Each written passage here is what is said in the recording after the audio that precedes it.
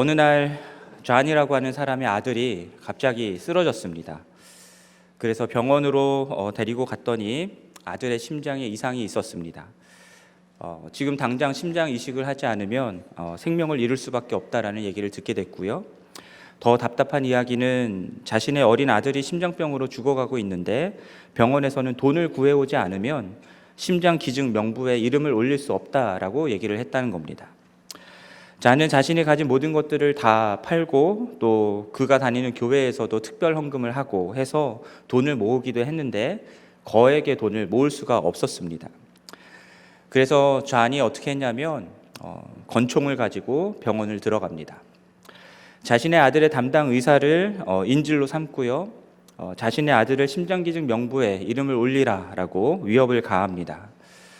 이 소식이 밖으로 알려지고 병원 밖에서는 스와팀이 와서 존을 사살하려고 하는 작전을 펼치게 되고요. 그렇게 대치하던 중에 존은 자신의 아들에게 자신의 심장을 줄 수 있는지를 알아봅니다. 그래서 인질로 잡혀있던 그 의사에게 검사를 해보라 하고요. 모든 것이 완벽하게 맞는 그런 조건이었습니다. 그래서 그는 인질로 잡고 있던 의사에게 이렇게 이야기합니다.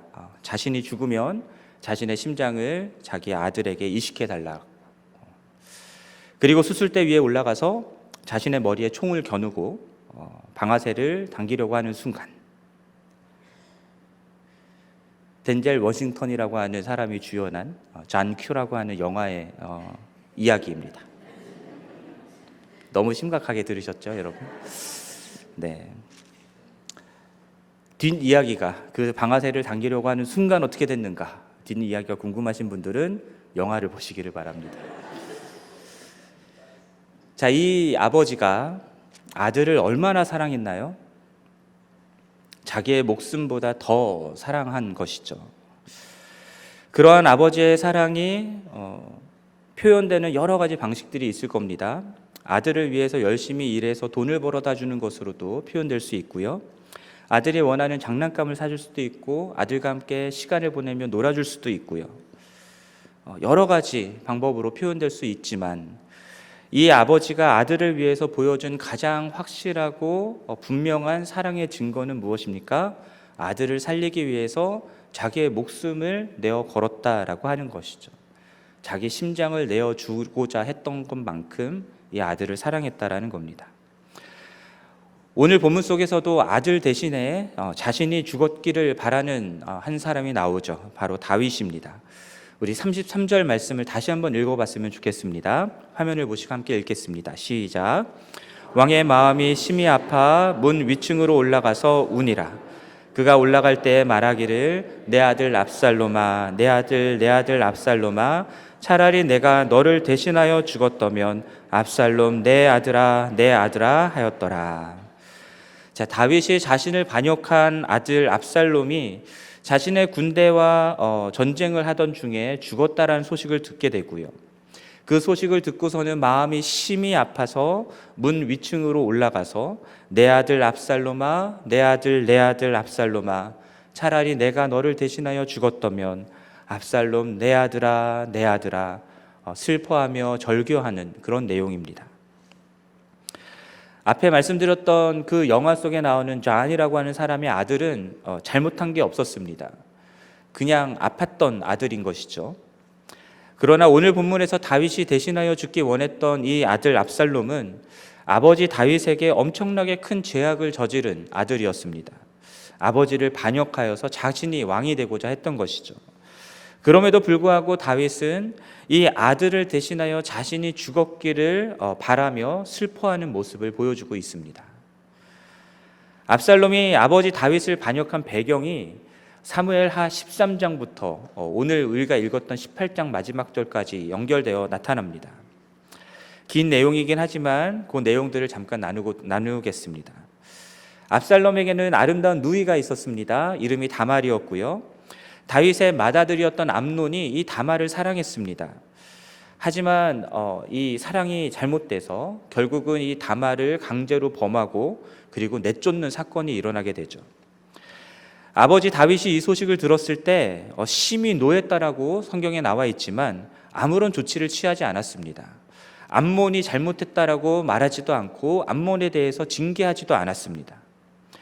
자신의 친누이인 암논에게 친누이가 압살롬의 친누이인 다말이 암논에게 이런 일을 당했으니 압살롬은 암논을 미워할 수밖에 없었고요. 그런데 압살롬이 대단한 게 2년 동안 이 암논의 잘잘못에 대해서 언급하지를 않습니다. 그냥 침묵합니다. 그런데 그 침묵하는 동안에 암논을 어떻게 죽여야 할지를 철저하게 계획을 세웠던 것이죠. 그렇게 2년을 기다려서 암논을 죽이게 됩니다. 그리고는 압살롬은 구슬왕 암미울의 아들 달메에게로 도망을 가는데 이 달메라는 사람이 압살롬의 외할아버지입니다. 거기서 3년을 지내게 됩니다. 압살롬의 손에 맏아들 암논이 죽었을 때 다윗이 심히 노했는데 근데 다윗은 압살롬에 대해서 분노했던 이 분노가 이제 시간이 지나면서 점점 줄어듭니다. 3년이 지나면서 다윗의 분노가 풀어지고 다윗의 마음이 압살롬을 향하여서 간절하게 되었다라고 하는 표현이 성경에 나오고요. 하지만 아버지 다윗은 압살롬을 마음으로만 보고 싶어 할 뿐 실제로 압살롬을 데려오거나 하는 일들을 하지 않았습니다. 다윗이 참 흥미로운 아버지인 게요. 이렇게 감정적으로 분노하고 슬퍼하고 하는 것들은 하는데 아들이 잘못한 것들에 대해서는 아무런 조치를 취하지를 않습니다. 앞서 말씀드렸던 것처럼 이복 누이인 다말을 강제로 범한 암논에 대해서도 그랬고요. 복수하여서 암논을 죽인 압살롬에 대해서도 그랬고요. 이 모든 것들이 하나님이 보시기에 옳지 않은 죄악들이고 이 자신의 아들들이 이 죄악을 저지르고 있음에도 불구하고 다윗은 아무런 훈계도 하지 않고 처벌도 하지 않고 징계도 하지 않습니다. 그냥 분노하고 그냥 슬퍼하기만 했다라는 게 성경의 기록입니다. 이제 3년이 지나서 압살롬에 대한 분노가 풀어지고 그래서 보고 싶어하는 마음을 눈치챈 요압이 이제 수를 써서요 다윗 왕으로 하여금 압살롬을 다시 데려오게 만듭니다. 그렇게 압살롬이 예루살렘으로 돌아오게 됐고요. 하지만 다윗은 또다시 2년 동안 압살롬을 만나주지를 않습니다. 압살롬을 완전히 용서하지 못했기 때문이다라고 볼 수도 있고요. 어쩌면은 압살롬이 암논을 죽인 거에 대해서 뒤늦게나마 벌을 주는 것이다라고 생각해 볼 수도 있을 것 같습니다만 어찌됐든 2년이 지난 압살롬은 요압을 통해서 다윗을 만날 기회를 찾게 되고요. 그래서 결국은 다윗이 압살롬을 만나서 압살롬에게 입을 맞춤으로 그로써 이제 용서를 하게 됩니다. 자, 이렇게 용서를 하게 됐으면 이제 아무 문제 없이 그 다윗과 압살롬이 행복하게 잘 살았다 이렇게 나가면 될 텐데 그런데 이 용서가 끝난 이후에 14장에서 끝난 이후에 15장으로 넘어서면서 압살롬의 행보가 수상한 것이 나타납니다. 자기를 위하여서 병거와 말을 준비합니다. 그리고 호위병 50명을 데리고 다닙니다. 이것이 무엇을 뜻하냐면 자신에게 왕과 같은 그런 권세가 있다라는 것들을 사람들에게 드러내기 시작한 겁니다. 또한 성문 길 곁에 서서 송사를 위해서 나오는 사람들을 맞이하는데요. 그들에게 너희가 옳다, 너희가 바르게 행했다라고 얘기를 합니다. 그렇게 그들에게 유리한 이야기를 해주는 것이죠. 그리고 마치 다윗 왕은 그들의 송사를 들을 재판관을 세우지 않았다라고 얘기하면서 그래서 자신이 너희들의 재판관이 되어줄게라고 하는 이야기들을 합니다. 그렇게 함으로써 이스라엘 사람들의 마음을 훔쳤다라고 성경이 표현하고 있어요. 그렇게 백성들의 마음을 얻기를 4년 동안을 합니다. 아까도 2년 동안 복수 계획을 했던 것처럼 이번에도 4년 동안 백성들의 마음을 모으는 일들을 합니다. 그만큼 압살롬이 철저하게 준비하고 계획하는 사람이었던 것 같아요. 그렇게 4년을 하고 압살롬이 이제 헤브론으로 가게 되는데요. 거기에 가서 이스라엘 지파 모든 지파들 사람들에게 압살롬이 왕이 되었다라고 하는 그런 메시지를 전달하게 됩니다. 구슬 땅으로 도망가서 3년, 예루살렘을 돌아와서 2년, 그렇게 5년 만에 아버지의 용서를 받았지만 그 시간을 지내는 동안에 압살롬은 아버지에 대한 불만과 원망이 쌓여갔고 4년을 더 지내면서 치밀하게 준비하여서 반역을 일으킨 것입니다. 자, 압살롬이 반역을 하자 다윗이 압살롬이 급히 따라와 자신과 신하들 죽일 것, 그리고 칼날로 성읍을 칠 것을 염려하여서 예루살렘을 속히 떠나자, 도망가자라고 얘기를 합니다. 그리고 그렇게 속히 도망을 가는데 도망가면서 다윗의 후궁인 10명을 남겨놔요. 그러면서 왕궁을 지키게 만듭니다. 압살롬은 아히도벨이라고 하는 사람의 조언을 따라서 옥상에 장막을 치고 백주 대낮에 온 이스라엘 백성들이 보는 앞에서 이 후궁 10명과 동침하게 됩니다. 이로써 압살롬이 다윗이 미워하는 바가 되었고요. 이 둘의 관계는 다시 되돌릴 수 없을 만큼, 건널 수 없는 강을 건널 만큼 건넌 것 같은 그런 원수지간이 되는 것을 보게 됩니다. 결국 압살롬과 이스라엘은 길르앗 땅에 진을 치게 되고요. 다윗의 군대와 전쟁을 벌이게 되는데 암논의 일도 용서받고 용서하고 받아줬으니까 그런 아버지에게 반역한 것도 모자라서 후궁을 범한 이 압살롬, 도저히 다윗은 용서할 수 없었고 그래서 당연히 처단을 했어야 마땅했을 텐데, 그런데 전쟁에 나가는 요압과 그의 장수들에게 다윗이 내린 명령이 무엇이었냐면 18장 5절 말씀에 이렇게 나옵니다. 나를 위하여 젊은 압살롬을 너그러이 대우하라. 다윗은 압살롬을 젊은 압살롬이라고 얘기하고 있습니다. 압살롬의 나이가 젊었기 때문이기도 하지만 여전히 그를 자신의 어린 아들로 여기고 있음을 우리가 엿볼 수 있습니다. 어려서 뭘 잘 몰라서 잘못한 거니까 너그러이 봐주라는 것이죠. 왕에게 반역한 죄는 당연히 죽음으로 물어야 하는 것이지만 죽이지 말고 살려달라라고 아버지로서의 요청을 하고 있는 것입니다. 드디어 압살롬의 군대와 다윗의 군대가 이제 본격적으로 전쟁을 벌이게 되고요. 다윗의 군대가 압살롬의 군대 2만 명 이상을 죽이면서 승리하게 됩니다. 압살롬도 다윗의 부하들을 피해서 노새를 타고 도망을 가게 되는데 숲을 쪽으로 들어가다가 큰 상수리 나무에 머리가 걸립니다. 그래서 노새는 빠져나가고 머리가 걸려서 대롱대롱 매달린 상태에 있었던 것이죠. 압살롬이 그렇게 나무에 매달릴 수 있었던 것은요, 그의 머리숱이 엄청 많고 무거웠기 때문입니다. 성경의 표현대로 하면 그는 매우 아름다운 청년이었고요, 발바닥부터 정수리까지 흠이 없는 청년이었다라고 얘기합니다. 근데 머리털이 많고 무거워서요, 매 연말마다 깎아야 했는데 그 왕의 저울로 달아보면 그 무게가 200세겔이라고 나와 있습니다. 200세겔이 어느 정도냐면 2kg 정도 됩니다. 머리숱을 달았는데 2kg이 나올 만큼 그렇게 많고 무거웠던 겁니다. 그러니 상수리 나무에 걸릴만 하겠죠. 자, 이에 요압은 상수리 나무에 머리가 걸려서 대롱대롱 매달려 있는 압살롬을 찾아가게 되고요. 창 3개를 들고 찾아가고 그의 심장을 찔러 죽이게 됩니다. 그리고 요압의 무기를 가진 청년들도 10명의 청년들도 압살롬을 에워싸고 그를 죽이는데 가담하게 됩니다. 그리고는 숲을 가운데에 그 압살롬의 시체를 큰 구멍에 던져버리고요, 그 위에 큰 돌 무더기를 쌓습니다. 반역한 압살롬의 최후가 이렇게 비참하게 끝나버린 것이고요, 그로 인해서 다윗에 대한 반역도 또한 끝나게 된 겁니다. 자, 요압과 장수들이 말려서 다윗은 이 전쟁에 나가지 않았거든요. 그래서 전쟁이 어떻게 되었는지 소식이 너무 궁금했습니다. 그렇게 기다리는 것을 어디서 기다렸냐면 성의 두 문 사이에서 기다렸다라고 오늘 본문이 나오죠.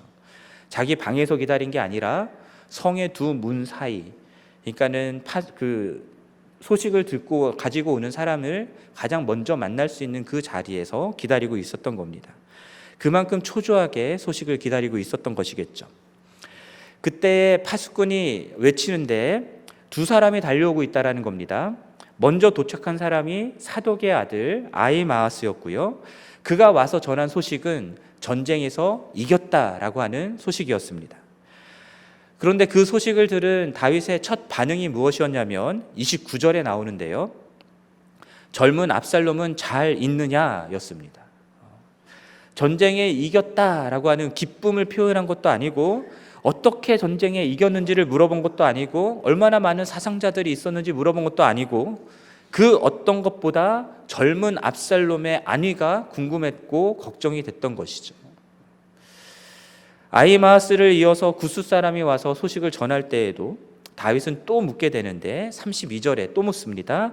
젊은 압살롬은 잘 있느냐? 다윗의 마음속에는 온통 이 젊은 압살롬이, 자신의 아들 압살롬이 어떻게 되었는지, 그거를 걱정하는 마음이 가득했던 겁니다.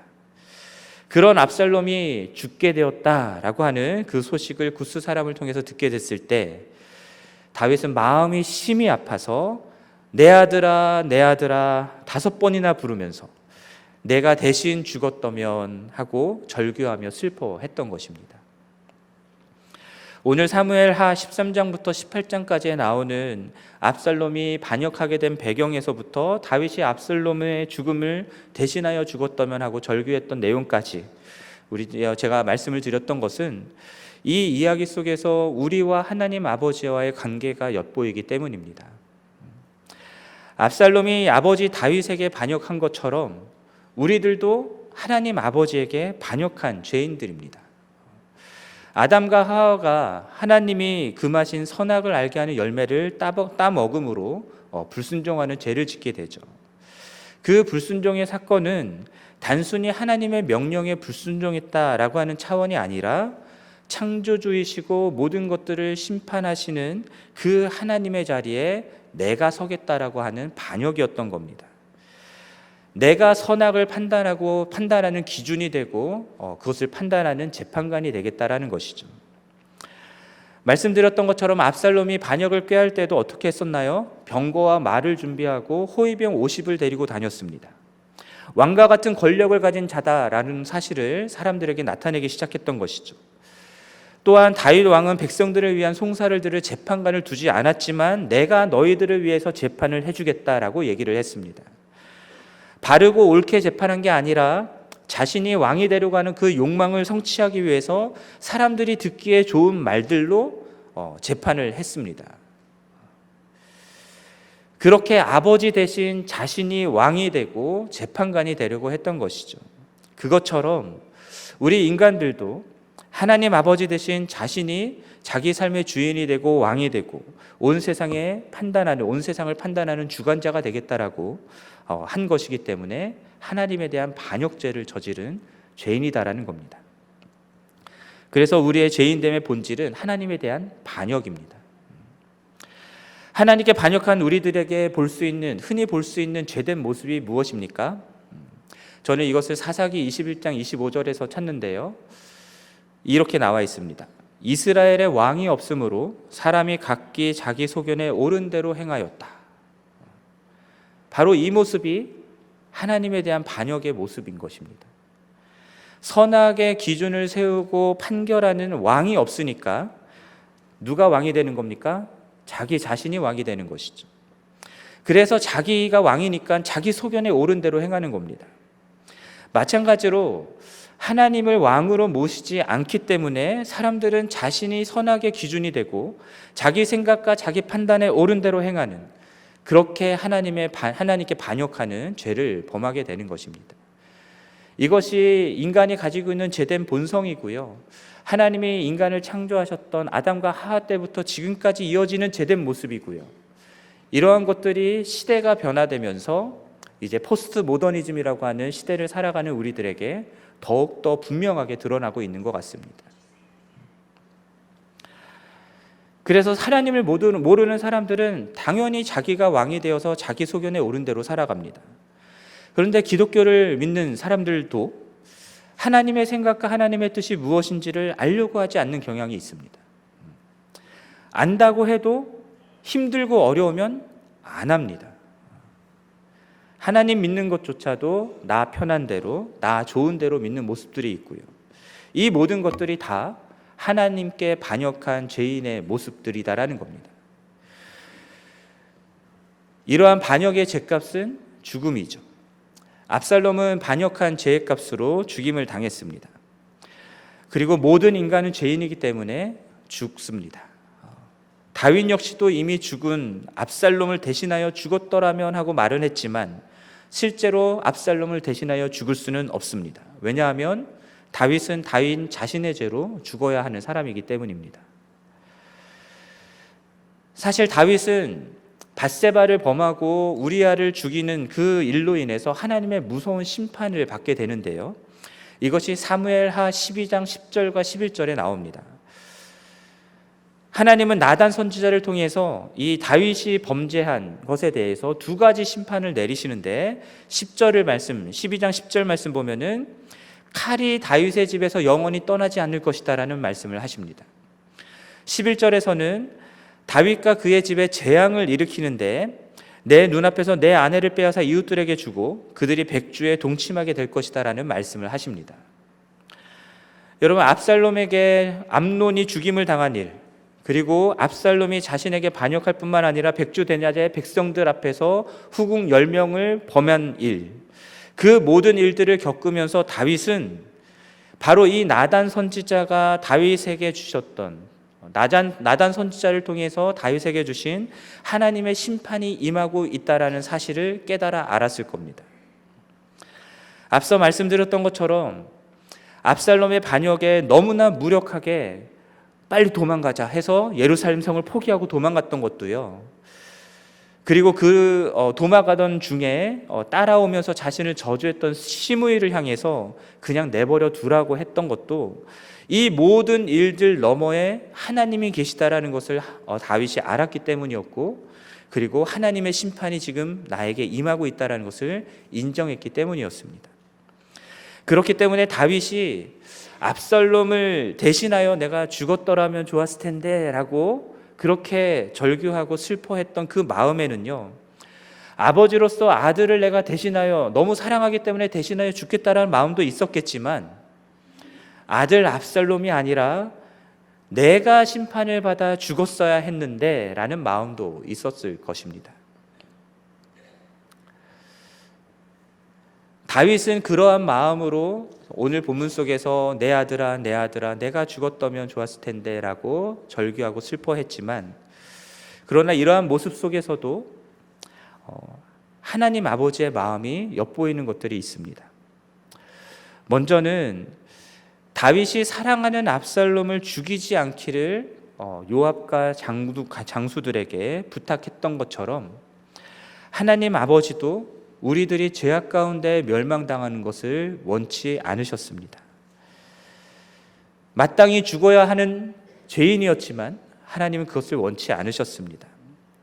다윗은 압살롬 대신에 내가 죽었더라면 하고 슬퍼하며 말했을 뿐이지만 정말로 자신은 죽지 않았고 죽을 수도 없었지만, 그런데 하나님은 반역하여 멸망당하는 것이 마땅한 우리들을 살리기 위해서 우리를 대신하여 당신의 독생자 예수 그리스도를 죽기까지 내어주셨습니다. 하늘의 영광을 버리고 인간의 몸을 입고 이 땅에 오신 하나님의 독생자 예수 그리스도는 죄인인 우리를 위하여서 십자가에 못 박혀 죽임을 당했습니다. 우리가 달려야 할 그 십자가에 예수 그리스도께서 달리신 것입니다. 전에도 말씀드린 적이 있었는데, 사람들은 숭고한 가치와 명분을 위해서 때로 자신의 생명을 희생하기도 합니다. 내가 대신 죽어줄 가치가 있는 사람이라고 여겨지면 대신 죽는 경우들도 있습니다. 그런 경우들이 있으니까 그럴 수도 있겠지라고 생각할 수 있겠지만, 이 경우는 다릅니다. 이 경우는 죄인들입니다. 마땅히 죽어야 된다라고 여겨지는 사람들, 여러분들이 누가 봐도 죄인이라고 여겨지는 사람들, 내가 대신 죽을 이유도 없고 내 자식들이 대신 죽어줄 이유도 없는 그런 가치 없는 사람들, 그 사람들을 위해서 하나님께서는 당신의 독생자 예수 그리스도를 내어주셨다라는 것이죠. 이것은 우리의 이해의 차원을 넘어서는 일입니다. 여러분, 어떻게 하나님은 그렇게 하실 수 있었을까요? 우리가 쉽게 우리를 사랑해서라고 말을 하지만 이것은 도저히 이해할 수 없는 사랑입니다. 반역한 압살롬 대신에 내가 죽었더라면 슬퍼하며 절규하는 이 다윗의 모습 속에서 다윗과는 비교할 수 없는 그러한 이해할 수 없는 차원의 사랑으로 우리를 사랑하셔서 예수 그리스도를 내어주신 그 아버지 하나님의 마음을 발견하게 되는 것이죠. 또한 한편으로는 다윗이 내 아들아 내 아들아 내가 너를 대신하여 죽었더라면 라고 하는 이 절규를 했는데, 이 절규 속에서 우리 인간을 구원하기 위해서 십자가에서 죽게 하신 그 하나님의 아들 예수 그리스도를 바라보시는 하나님의 마음을 느끼게 됩니다. 예수 그리스도는 하나님과의 완전한 사랑의 연합 가운데 계셨던 하나님이 너무너무 사랑하시는 하나님의 아들이셨죠. 그 하나님과 분리될 수 없는 그런 예수 그리스도를 하나님이 이 땅에 보내셨는데, 근데 사람들이 이 예수 그리스도를 존경하지 않는 겁니다. 따르지를 않는 겁니다. 온갖 거짓 증언을 하고 조롱하고 모욕하는 모습들, 예수 그리스도를 채찍으로 때리고 가시면류관을 씌우고 그를 십자가를 지게 하고 골고다 언덕에 오르게 하는 그런 모습들, 십자가에 못 박혀 고통당하는 모습, 그리고 결국은 죽음을 맞이하는 모습까지 하나님 아버지는 그 모든 모습들을 다 지켜보셔야 했고요. 그러면서 그 하나님의 마음은 어떠하셨을까를 생각해 보게 됩니다. 심히 아파서, 오늘 본문에 나오는 것처럼 다윗이 마음이 심히 아파서 내 아들 예수야, 차라리 내가 너를 대신하여 죽었더라면, 예수 내 아들아 하나님께서 똑같이 이렇게 절규하시지 않았을까라는 생각을 해보게 됩니다. 당신과 하나이신 예수 그리스도가 십자가에 달려 죽는 그 순간에 하나님께서는 당신의 전능하신 능력을 사용하셔서 그를 욕보이고 조롱하고 십자가에 못 박은 모든 자들을 다 쓸어버리시고 예수를 구원하실 수도 있었지만, 하나님이 그러지 않으셨다라는 거죠. 예수 그리스도가 십자가에서 죽을 때까지, 그래서 무덤에 묻힐 때까지 하나님께서는 그 모든 이들, 예수를 멸시하고 십자가에 못 박은 이들을 다 쓸어버리고 예수를 구해내고자 하는 그 마음을 부여잡고 끝까지 인내하셨습니다. 왜 그러셨습니까? 그래야 우리가 사니까, 죄인인 우리가 사니까. 사랑하는 아들 예수를 십자가에 죽게 하시기까지 가치 없는, 죽을 수밖에 없는 죄인인 우리를 그렇게까지 사랑하셨다라는 것밖에는 답이 없습니다. 오늘이 아버지의 날이죠.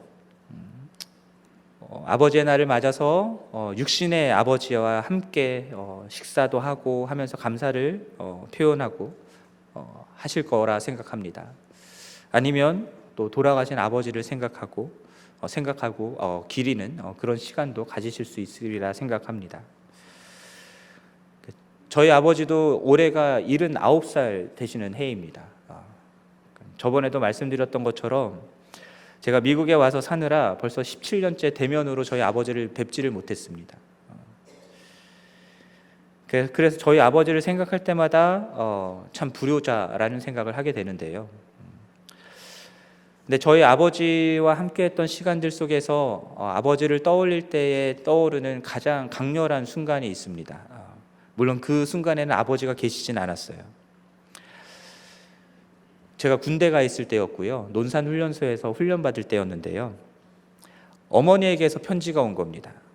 그래서 그 편지를 받고서는 밤에 소등하기 전에 침상에 누워서 편지를 읽고 있었는데요. 그 내용 속에 이런 대목이 있었어요. 제가 군대 들어가기 전에 저희 가족들에게 기도 편지를 주고 갔었거든요. 그런데 너희 아버지가, 저희 어머니가 쓴 글이니까, 너희 아버지가 너의 기도 제목을 냉장고에 붙여놓고 매일 기도한다라는 말씀을 쓰셨어요. 근데 그때 저희 아버지는 예수를 믿지 않았거든요. 예수 믿지 않는 아버지가, 교회만 왔다 갔다 하셨던 아버지가 군대 간 아들을 위해서 매일 그 기도 제목을 가지고 기도하신다라는 말을 편지에서 읽는 순간 눈물이 왈칵 쏟아졌습니다. 그래서 모포를 뒤집어 쓰고 소리내서 울 수는 없으니까 이를 악물면서 계속 울었던 기억이 있습니다. 아마 여러분들도 육신의 아버지를 떠올리시면서 이런 기억들이 분명히 있을 거라 생각합니다. 그러한 육신의 아버지의 우리를 향한 마음을 생각할 때에도 마음이 찡하고 감격하게 되는 것들이 있는데, 우리를 향한 하나님 아버지의 이해할 수 없는 차원의 그 놀라운 사랑을, 그 마음을 생각할 때 감격하지 않을 수 없는 것 같습니다. 여러분, 우리가 많은 것들을 통해서 하나님의 사랑을 느낄 수 있죠. 간절히 원하던 일들에 대해서 기도했는데 기도 응답을 해주심으로 하나님이 나를 사랑하시는구나 라는 것들을 우리가 깨달을 수 있습니다. 우리가 찬양하고 예배드리는 중에 하나님이 나를 정말 사랑하시는구나 라는 주님의 위로와 평안과 함께 그것들을 느끼는 순간들도 분명히 있습니다. 또 어려운 상황들, 재정이 부족하거나 또 병에 걸렸거나 하는 상황이 있었는데 하나님께 간절히 기도했을 때 도움의 손길과 또 치유되는 은혜를 경험하면서 하나님이 정말 우리를 사랑하시구나 라는 것들을 깨달을 수도 있습니다. 그러나 그 어떤 것들보다도 가장 확실하고 분명하게 하나님이 우리를 사랑하신다라고 하는 그 마음을 보여주시는 것은 우리의 죄를 속하기 위해서 화목제물로 예수 그리스도를 내어주시기까지 하신 그 일입니다. 그 십자가를 바라볼 때마다 우리는 하나님 아버지가 우리를 얼마나 사랑하셨는지를 확인하고 감격하고 감동하게 되는 것이죠. 우리가 예수 그리스도를 믿는다라고 하는 고백 속에는요, 우리가 하나님의 사랑을 받을 자격이 없는 죄인이었다라는 사실을 고백하는 것과 함께, 그럼에도 불구하고, 그러한 존재임에도 불구하고 자기 아들을 십자가에서 죽게 하신 하나님 아버지의 그 사랑을 내가 깨달아 알았습니다 라고 하는 고백이 담겨 있는 것입니다. 혹여나 지금 이 자리에 이 하나님 아버지의 놀라운 사랑과 은혜를 알지 못하는 분들이 있다면, 오늘 측량할 수 없는, 이해할 수 없는 이 하나님 아버지의 놀라운 사랑을, 그 마음을 경험하여 알게 되는 은혜가 있기를 간절히 바랍니다. 또 이미 알고 계신 분들은 예수 그리스도를 통하여서 우리를 구원하여 주신 그 하나님 아버지의 놀라운 사랑, 그 마음을 더욱더 깊이 절절하게 느끼고 헤아리는 그런 은혜가 있기를 간절히 바랍니다. 그래서 우리 온 교회가 우리 하나님 아버지가 보여주신 말로 다 할 수 없는, 이해할 수 없는 차원의 그 사랑과 은혜에 감사하고, 그래서 하나님을 찬양하고 온전히 예배하는 그런 우리 교회가 되기를 주님의 이름으로 간절히 축원합니다.